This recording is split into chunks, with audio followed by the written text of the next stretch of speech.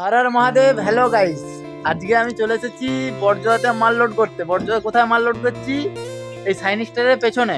তো মাল লোড হচ্ছে আমার, দেখো দেখতে পাচ্ছ, কাপড় লোড হচ্ছে, মানে পুরনো জামা প্যান্ট, ঠিক আছে। আর এটা নিয়ে যাব আমি মেলা। আর কোথায় মেলা যাচ্ছি চলো তোমাদেরকে রাস্তায় যেতে যেতে দেখা হবে, ঠিক আছে।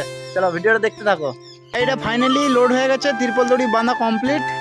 এরপর আমরা পাম্পে যাব, পাম্পে যেয়ে তোমার সাথে তেল ভরার টাইমে দেখা হবে। চলো, বেশি দেরি না করে দাদাদেরকে চাপিয়ে গাড়িতে বেরিয়ে পড়লাম। তো হে গাইস, চলে এসেছি পাম্পে এখন তেল নিতে। এ দেখো গাড়ি, আর এই দাদা তেল দিচ্ছে পাম্পে।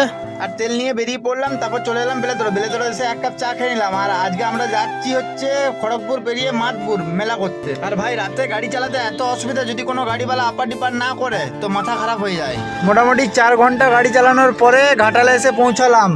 আর ঘাটাল হয়ে যাওয়ার কারণ হচ্ছে, ঘাটালেও মাল নামাচ্ছিল কিন্তু ঘাটালে মাল নামেনি। তার কারণ হচ্ছে ওখানে জায়গা হয়নি, তাই কিছুটা রাস্তায় এসে আমরা হোটেল পেলাম। আর হোটেলে এসে বিরিয়ানি নিয়ে নিলাম। বিরিয়ানি খাওয়া দাওয়া করে তো কিছুক্ষণের মধ্যেই যেখানে মাল খালি হবে সেখানে পৌঁছে গেছি। এরপর আমি মাল খালি করে বাড়ি যাই। দেখা হচ্ছে পরের ভিডিওতে। সবাই ভালো থাকবে, টাটা।